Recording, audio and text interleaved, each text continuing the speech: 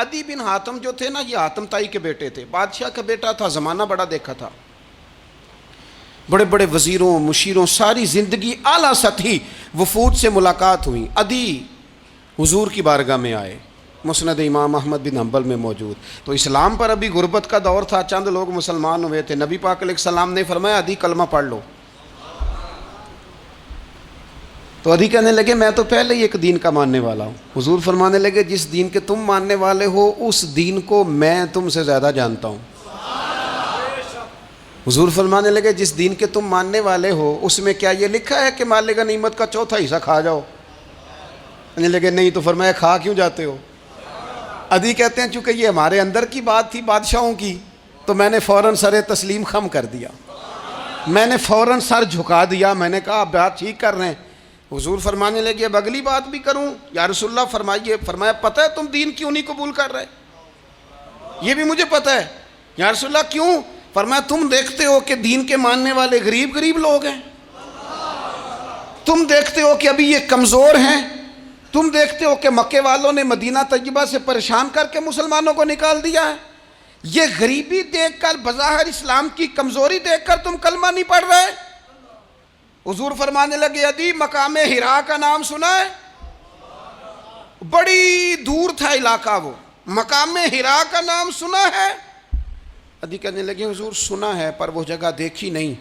محبوب فرمانے لگے سن، میں وہ وقت لے کے آؤں گا، میرا دین اس طرح نافذ ہوگا کہ ایک عورت مقام حرا سے اونٹنی پہ اکیلی بیٹھے گی اور اکیلی آئے گی اور آ کے بیت اللہ کا طواف کرے گی، سوائے اسے اللہ کے کسی کا خوف نہیں ہوگا، رب کے علاوہ کسی سے نہیں ڈرے گی۔ یہ دور آئے گا، تو دیکھ رہا ہے کہ صرف مکے پہ حکومت نہیں دنیا پہ مسلمان چھا جائیں گے۔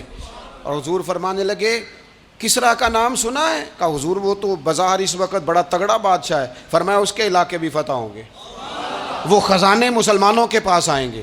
اور فرمایا تو تیسری بات نبی پاک نے بیان کی، فرمایا تو یہ دیکھ رہا ہے کہ مسلمانوں میں غربت ہے؟ فرمایا عدی ایک وقت آئے گا لوگ دینے کے لیے نکلیں گے پر انہیں لینے والا کوئی نہیں ملے گا۔ ایک وقت آئے گا لوگ دینے نکلیں گے، لینے کوئی نہیں آئے گا۔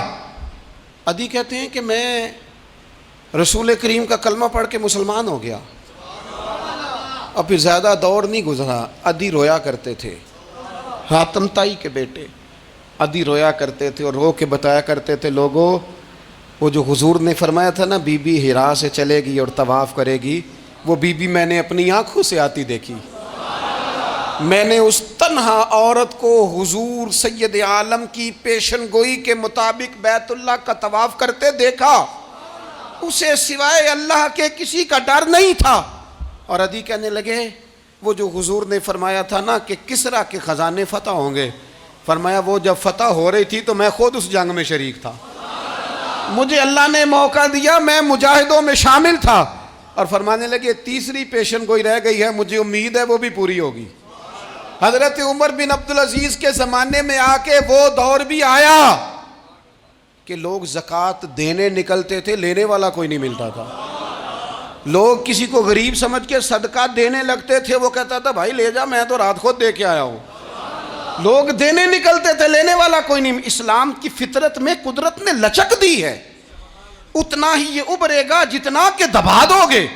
یہ مولویوں کی وجہ سے، پیروں کی وجہ سے، سیاستدانوں کی وجہ سے نہیں چھائے گا۔ یہ کیوں چھائے گا کہ ارسل رسولہ بالہدی ودین الحق، یہ اس لیے چھائے گا کہ اللہ نے بھیجا ہی حق کے ساتھ ہے، یہ آیا حق کے ساتھ ہے، لہذا چھا جائے۔